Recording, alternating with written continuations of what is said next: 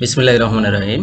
হিসাব বিজ্ঞান প্রথম পত্রের অধ্যায় ৩ আজকের আলোচনার বিষয় ব্যাংক সমন্বয় বিবরণী তৃতীয় পর্ব। তো ব্যাংক সমন্বয় বিবরণী তৃতীয় পর্বে ঢাকা বোর্ড 2015, 16, 17 নিয়ে আলোচনা করব। অনেকেই ব্যাংক সমন্বয় বিবরণী অধ্যায়টা বাদ দিয়ে রাখে যে এই অধ্যায়ের অঙ্কগুলো নাকি মাথায় ঢোকে না, ঠিক মতো এলোমেলো হয়ে যায়। ঠিক আছে, এই অধ্যায়টা আসলে বেসিক অনেকটাই সহজ, আর এখন বাদ দেওয়ারও ওয়ে নাই, কারণ তোমাদের সংক্ষিপ্ত সিলেবাসে কিন্তু এই অধ্যায়টা দিয়ে দিছে। তার মানে এইবার যারা পরীক্ষার্থী রয়েছে তাদের জন্য কিন্তু খুবই ইম্পর্টেন্ট এই অধ্যায়টা। তো আশা রাখি তোমরা সবাই ধৈর্য সহকারে আমার সাথেই থাকবে। বরাবরের মতো আজও আমি এস এম বেলাল হোসেন জয় তোমাদের সাথে রয়েছি। চলো শুরু করা যাক।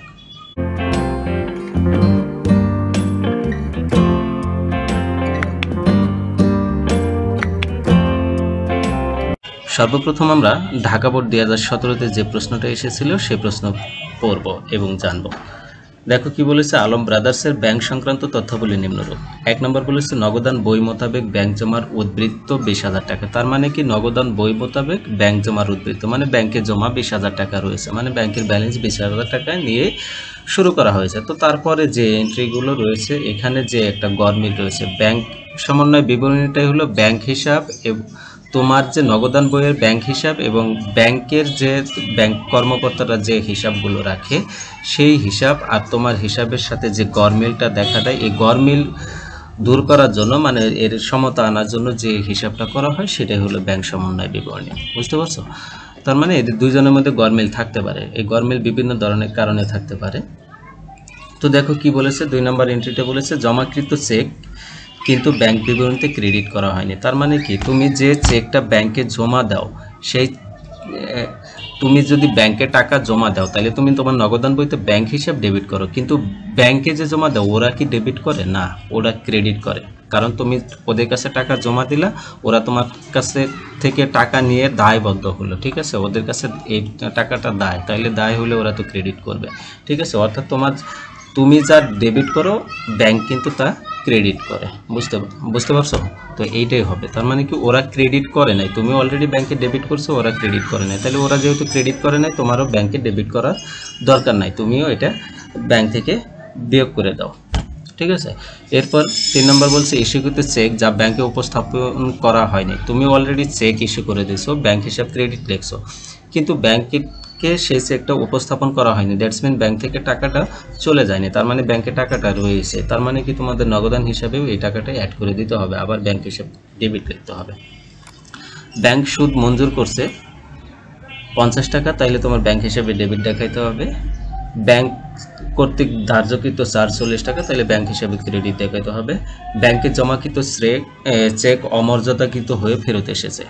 তো ব্যাংকে তুমি যখন একটা চেক জমা দিছো তখন ব্যাংক হিসাব ডেবিট লিখেছো, কিন্তু এই চেকটা ব্যাংক তোমাকে আবার ফেরত দিয়ে দিয়েছে, তাইলে তুমি আবার কি ব্যাংক হিসাবটা ক্রেডিট করে দেবে, কারণ ব্যাংক তোমার অ্যামাউন্টটা অ্যাড করে নাই। ঠিক আছে, যার কারণে তোমাকে আবার ব্যাংক হিসাব ক্রেডিট করতে হবে, তাইলে মিলে যাবে। দেনাদার কর্তৃক সরাসরি ব্যাংকে জমা 5,000 টাকা যা নগদান বইতে লেখা হয়নি। তাহলে দেনাদার যখন ব্যাংকে টাকা জমা দিয়েছে, তোমার অ্যাকাউন্টে টাকা কিন্তু 5,000 টাকা বেড়ে গেছে, কিন্তু তুমি নগদান বইতে এই 5,000 টাকা দেখাও নাই, এই তো 5,000 টাকা নগদান বইতেও বাড়াইতে হবে। ঠিক আছে, আদায়ের জন্য ব্যাংকে জমাকৃত চেক যা আদায় হয়নি 3,000 টাকা। ঠিক আছে, তাহলে ব্যাংকে একটা চেক দিয়েছিলা, যখন দিছো তখন ব্যাংক হিসাব কিন্তু তুমি নগদান বইতে ডেবিট লিখে ফেলছো, কিন্তু ব্যাংক কি করছে, এই চেকটার টাকা এখনো আদায় করতে পারেনি। তার মানে কি, ব্যাংকের অ্যাকাউন্টে কিন্তু ওই টাকাটা যোগ হয়নি, তুমি কিন্তু নগদান বইতে যোগ করে ফেলছো। তাহলে ব্যাংকের অ্যাকাউন্টের সাথে সমন্বয় করতে হলে তোমার নগদান বই থেকে এটা আবার বাদ দিয়ে দিতে হবে, তাহলে বাদ দিলে মানে আবার ক্রেডিট করে দিতে হবে। ব্যাংক প্রদেয় বিলের অর্থ পরিশোধ করেছে যা নগদান বইতে লেখা হয়নি। তো ব্যাংক প্রদেয় বিলের টাকা দিয়েছে কিন্তু নগদান বইতে লেখা হয়নি, তাহলে তোমার নগদান বই থেকে মাইনাস করে দিতে হবে। ক নম্বর প্রশ্ন বলছে ব্যাংক যত টাকা ডেবিট মেমোরেন্ডাম ইস্যু করেছে তার পরিমাণ লেখো। তো ডেবিট মেমোরেন্ডাম মানে কি, তুমি নগদান বইতে ব্যাংক হিসাব ক্রেডিট করো যে এন্ট্রিগুলো, সেগুলো ব্যাংক কর্মকর্তাগুলো তাদের ব্যাংক পাসবইতে ডেবিট করে। অর্থাৎ তোমার যেটা ডেবিট সেটা ব্যাংকের ক্রেডিট, আর তোমার যেটা ক্রেডিট সেটা ব্যাংকের ডেবিট। তো ব্যাংকের ডেবিট মেমোরেন্ডাম বলেছে, তার মানে কি, এই যে এখানে নিচে 9 নম্বরটা দেখো, 9 নম্বরটা ওই যে প্রদেয় বিলের টাকা পরিশোধ করছে, তাইলে ব্যাংক ডেবিট করে ফেলছে, তোমার ক্রেডিট করা উচিত ছিল। আর এই যে ধার্যকৃত চার্জ রয়েছে, এটাও ব্যাংক ডেবিট করছে, তোমার ক্রেডিট করতে হবে। ঠিক আছে, তাহলে এই দুইটা হবে। তো ব্যাংক কর্তৃক ধার্যকৃত চার্জ 40 টাকা আর ব্যাংক কর্তৃক প্রদেয় বিলের অর্থ পরিশোধ 500 টাকা, এই দুইটা যোগ করলে 540 টাকা, এটাই আনসার। খ নম্বর প্রশ্ন বলছে 1, 2, 3, 4, 5 নং লেনদেন দ্বারা একটি ব্যাংক সমন্বয় বিবরণী তৈরি করো। খেয়াল করো, ব্যাংক সমন্বয়ে ডেবিট উদ্বৃত্ত বা ব্যাংক জমার উদ্বৃত্ত দেওয়া আছে 20,000 টাকা। ওকে, লিখে নিলাম 20,000 টাকা, আমরা লিখে নিলাম। নগদান বই মোতাবেক ব্যাংক জমা 20,000 টাকা। এখন এর সাথে যা যা যোগ করতে হবে সেটা যোগ করবো, আর যেটা বিয়োগ করার দরকার সেটা বিয়োগ করবো। দেখো 2 নম্বর এন্ট্রিটা কি বলেছে, জমাকৃত চেক কিন্তু ব্যাংক বিবরণীতে ক্রেডিট করা হয়নি। তার মানে কি, ব্যাংকে তুমি যখন টাকাটা জমা দিছো, চেকটা যখন জমা দিছো, তখন ব্যাংক হিসাব অলরেডি ডেবিট লিখে দিয়েছে, কিন্তু ব্যাংক এই টাকাটা এখনো পায়নি, ঠিক আছে, যার কারণে ক্রেডিট করতে পারেনি। তার মানে কি, এটা তোমার ব্যাংক থেকে আবার মাইনাস করে দিতে হবে, তাইলে এটা বিয়োগের ঘরে যাবে। কি হবে, জমাকৃত চেক কিন্তু ব্যাংক বিবরণীতে ক্রেডিট করা হয়নি, এটা বিয়োগের ঘরে যাবে 3,000 টাকা, ঠিক আছে। এরপর 3 নম্বরটা বলছে ইস্যুকৃত চেক যা ব্যাংকে উপস্থাপন করা হয়নি। তুমি যখন চেক ইস্যু করছো তখন ব্যাংক হিসাবে ডেবিট করে দিছো, কিন্তু ব্যাংক এই টাকাটাও পায়নি, তাহলে এইটাও বিয়োগের ঘরে যাবে 3 নম্বরটাও। এরপর 4 নম্বর বলছে ব্যাংক কর্তৃক মঞ্জুরকৃত সুদ, তাইলে এটা যেহেতু ব্যাংক সুদ দিছে তোমাকে, তাহলে ব্যাংকে টাকা বাড়ছে, তোমার ব্যাংক হিসাব ডেবিট করতে হবে, তাহলে এটা ডেবিটের ঘরে যোগের ঘরে যাবে, যোগের ঘরে যাবে মঞ্জুরকৃত সুদ। এরপর দেখো 5 নম্বর ব্যাংক কর্তৃক ধার্যকৃত চার্জ, এটা বিয়োগের ঘরে যাবে, ঠিক আছে। তাইলে এই 5টাই বলেছিল, তো এই 5টা যোগ করো, তো যোগ করলে কত হবে, যে ক্যালকুলেশন করলে রেজাল্ট আসবে 19,010 টাকার ব্যাংক সমন্বয় বিবরণী। এরপর গ নম্বর প্রশ্ন বলছে 4, 5, 6 ও 7 লেনদেন দ্বারা জাবেদা প্রস্তুত করো, তো ব্যাখ্যার প্রয়োজন নেই। তাহলে 4-এ কি বলছে, ব্যাংক সুদ দিছে, ব্যাংক সুদ দিলে ব্যাংকে টাকা বাড়ে এবং আয় বাড়ে, তাহলে ব্যাংক সুদ হিসাব ব্যাংক হিসাব ডেবিট, ব্যাংক সুদ হিসাব ক্রেডিট। ব্যাংক চার্জ ধার্য করলো, তার মানে কি খরচ বাড়লো এবং ব্যাংক থেকে টাকা চলে গেল, তাহলে ব্যাংক চার্জ হিসাব ডেবিট, ব্যাংক হিসাব ক্রেডিট। এরপর 6 নম্বর বলছে ব্যাংকে জমাকৃত চেক অমর্যাদাকৃত হয়ে ফেরত আসলো। তো দেখো, সেই চেকটাই অমর্যাদাকৃত হয়ে ফেরত আসে, যেটা আমরা পাওনা দেনাদারের কাছ থেকে পেয়ে ব্যাংকে জমা দিই, ঠিক আছে। এটা বিভিন্ন ধরনের কারণে ব্যাংক আবার ফেরত দিতে পারে, হয় চেকে ভুল থাকে, বা ফান্ডে পর্যাপ্ত পরিমাণ টাকা থাকে না, বা তোমার জালিয়াতি চেক থাকতে পারে এরকম, বা তোমার হলো স্বাক্ষরে মিল নেই, এরকমও থাকতে পারে। তো এই চেকটা ফেরত দিয়ে দিছে, তো এই চেকটা তুমি যখন দেনাদারের কাছ থেকে পেয়ে ব্যাংকে জমা দিয়েছিলা, ব্যাংক আবার তোমাকে ফেরত দিয়ে দিল, তখন তুমি আবার কি করবা, দেনাদারকেই ফেরত দিয়ে দেবা, তাইলে দেনাদারই কিন্তু এই চেকটা পাবে। তো দেনাদার হিসাব ডেবিট হবে, ব্যাংক হিসাব ক্রেডিট হবে, বুঝতে পারছো। এরপর দেনাদার কর্তৃক সরাসরি ব্যাংকে জমা 5,000 টাকা, যা নগদান বইতে লেখা হয়নি, তাহলে ব্যাংকের টাকা বাড়ছে, ব্যাংক হিসাব ডেবিট, দেনাদারের টাকা কমে গেছে, দেনাদার হিসাব ক্রেডিট, ঠিক আছে। তো এই 3টাই বলছিল, এটা গেল প্রশ্নের অ্যান্সার। এরপর দ্বিতীয় প্রশ্নটা পড়বো আজকে, এটা ঢাকা বোর্ড 2016 সালে এসেছিল। দেখো কি বলেছে, জনাব উমামা আতিফের 2015 সালে 31 ডিসেম্বর তারিখে ব্যাংক সংক্রান্ত লেনদেন নিম্নরূপ। তো 1 নম্বর কি বলছে, 2015 সালে 31 ডিসেম্বর তারিখে নগদান বই মোতাবেক ব্যাংক জমাতিরিক্ত 3,000 টাকা। এখানে ব্যাংক জমাতিরিক্ত বলেছে, তার মানে কি, নগদান বইয়ের ক্রেডিট উদ্বৃত্ত রয়েছে, ব্যাংক হিসেবে ক্রেডিট উদ্বৃত্ত রয়েছে। দ্যাটস মিন ক্রেডিট পাশে যে আইটেমগুলো যায় সেগুলো এই ব্যাংক জমাতিরিক্তের সাথে যোগ হবে, আর ডেবিট পাশে যে আইটেমগুলো যায় সেগুলো কি বিয়োগ হবে। সচরাচর আমরা নগদান বই মানে আমাদের ব্যালেন্সে যে টাকাটা অ্যাড হবে সেটাকে আমরা ব্যাংক হিসাব ডেবিট লিখি, ঠিক আছে, তাই না। তো অর্থাৎ যে টাকাটা অ্যাড হবে সেই টাকাটা এখানে ব্যাংক জমাতিরিক্ত থেকে মাইনাস হবে, বুঝতে পারছো, অর্থাৎ উল্টা হবে, মানে প্রথম অঙ্কটার কিন্তু উল্টা সেন্স এটা।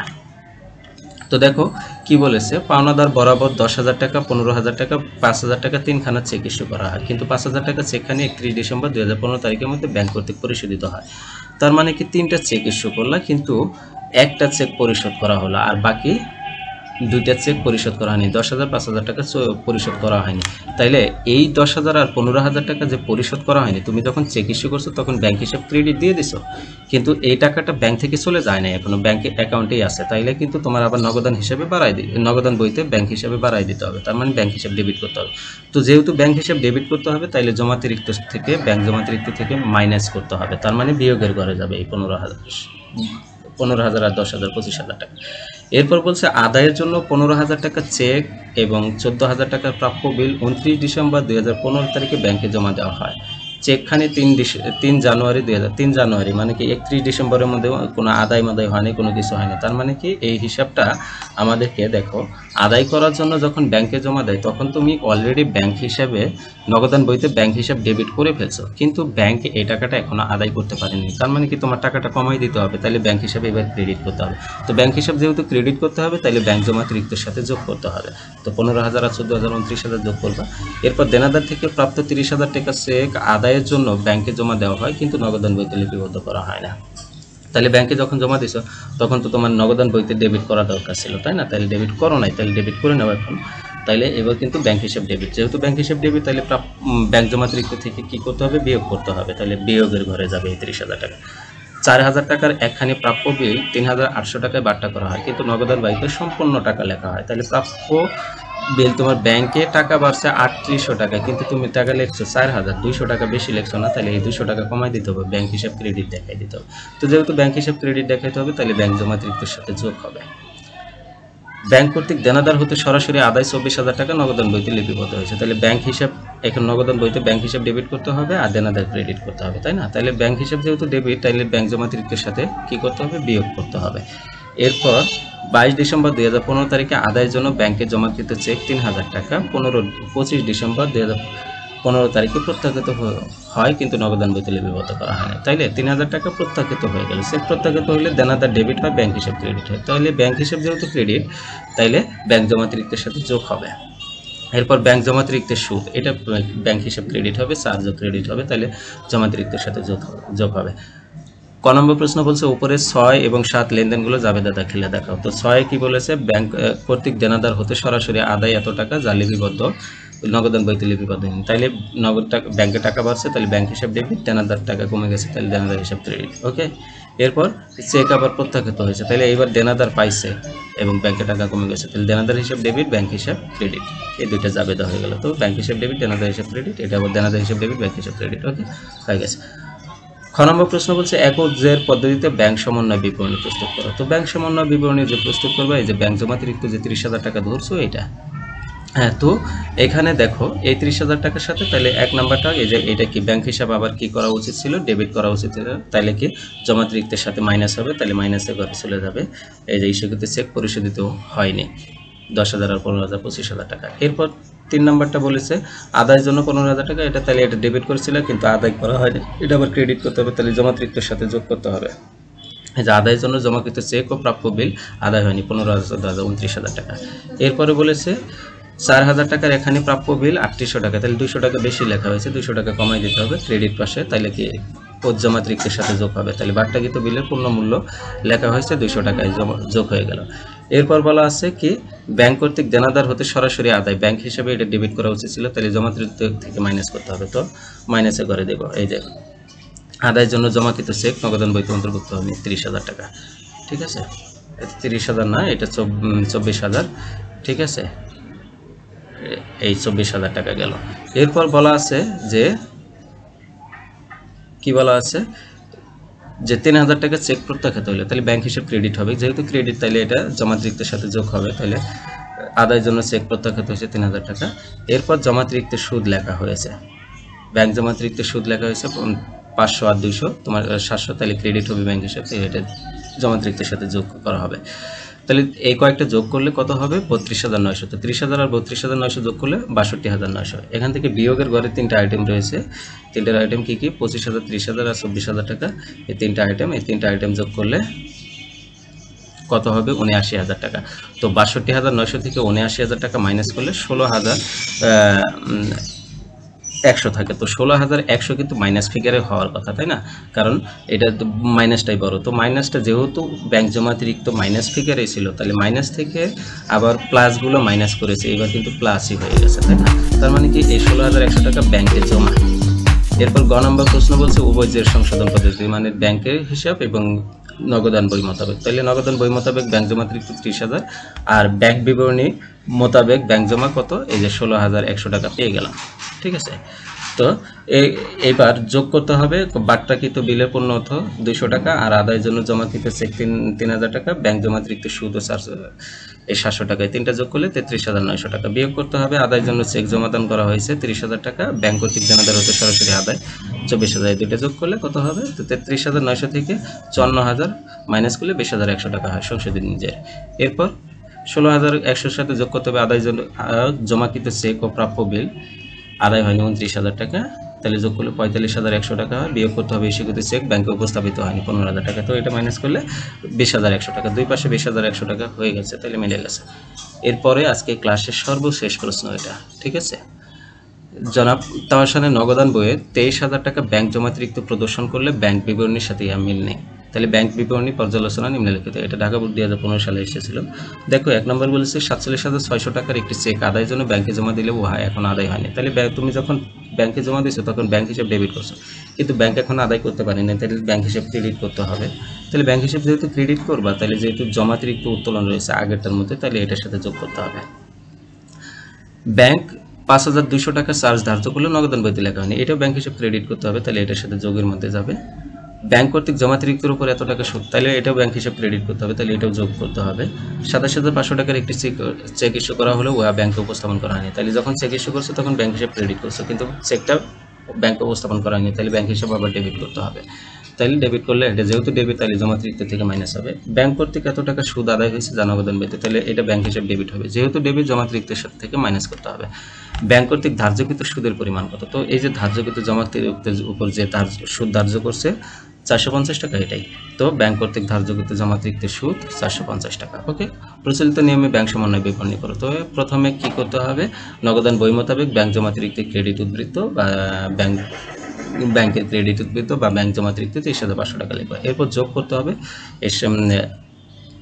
কি ইস্যুকৃত চেক কিন্তু এখনো আদায় হয়নি, এটা তারপরে কি ধার্যকৃত চার্জ, এটাও যোগ করতে হবে, জমাতিরিক্ত ধার্যকৃত চার্জ এটাও যোগ করতে হবে, নিচের দুইটা বিয়োগ করতে হবে। তো দেখো কি বলা আছে, জমাকৃত চেক যা আদায় হয়নি 47,600, ব্যাংক চার্জ যা নগদান বইতে লেখা হয়নি 5,200, ব্যাংক কর্তৃক জমাতিরিক্তের উপর ধার্যকৃত সুদ যা নগদান ভুক্ত হয়নি, এইটাও এই তিনটা যোগ করলে 53,250 হয়। তো 23,500 থেকে 53,250 যোগ করলে 76,750 হয়। এরপর বিয়োগ লাস্টের দুইটা ইস্যুকৃত চেক যা ব্যাংকে উপস্থাপন করা হয়নি 27,500, আদায়কৃত সুদ যা নগদানভুক্ত হয়নি 1850, তো দুইটা যোগ করলে 29,350 হয়। তো 76,750 থেকে 29,350 মাইনাস করলে 47,300 টাকা হয়। এটি ব্যাংক জমা বিবরণী ব্যাংক জমাতিরিক্ত, তাহলে ব্যাংক জমাতিরিক্তই বেশি আছে, ঠিক আছে, মাইনাস ফিগার আসে না, তাহলে এটা কিন্তু ব্যাংক জমাতিরিক্ত, আগেরটার মতো ব্যাংক জমা না। কিন্তু 1 থেকে 4 নং লেনদেনগুলো জাবেদে দেখাও। তো 1 কি বলেছে, এত টাকা চেক আদায় করা হয়েছে কিন্তু এখনো আদায় হয়নি, চেক ইস্যু করা হয়েছে, তাহলে আবার ব্যাংক হিসাব কি হয়ে যাবে? ডেবিট হয়ে যাবে। তো ব্যাংক হিসাব ডেবিট কি হবে? এখন এখানে প্রাপ্য হিসাব ডেবিট, ব্যাংক হিসাব ক্রেডিট হবে, তাই না? যেহেতু এত টাকা চেক একটি চেক আদায়ের জন্য ব্যাংকে জমা দেওয়া হয়েছে, ঠিক আছে, তাহলে ব্যাংক এখনো আদায় করতে পারেনি, তাহলে কিন্তু ব্যাংক হিসাব ক্রেডিট হবে, প্রাপ্য হিসাব ডেবিট হবে। ব্যাংক এত টাকা চার্জ করছে যা নগদান বইতে লেখা হয়নি, ঠিক আছে, তাহলে কি করতে হবে? ব্যাংক চার্জ হিসাব ডেবিট, নগদান ব্যাংক হিসাব ক্রেডিট। তারপরে 3 নম্বরটা বলেছে ব্যাংক কর্তৃক জমাতিরিক্ত সুদ, তাহলে ব্যাংক জমাতিরিক্ত সুদ হিসাব ডেবিট, ব্যাংক হিসাব ক্রেডিট। এরপর 4 নম্বরটা বলছে চেক ইস্যু করা হয়েছে ব্যাংকে উপস্থাপন করা হয়নি, তাহলে কি ব্যাংকে আবার টাকা বেড়ে গেছে, তাহলে ব্যাংক হিসাব ডেবিট, পাওনাদার হিসাব ক্রেডিট, ঠিক আছে, প্রদেয় হিসাব বা পাওনাদার হিসাব ক্রেডিট। তো এটাই ছিল আজকের আলোচনার বিষয়। আশা রাখি ক্লাসটা খুব ভালো এনজয় করেছো। তারপরেও কোথাও কোনো বুঝতে বা কনফিউশন থাকলে আমাকে কমেন্টের মাধ্যমে জানাই দিও। সে পর্যন্ত সবাই ভালো থাকো, সুস্থ থাকো, আল্লাহ হাফেজ।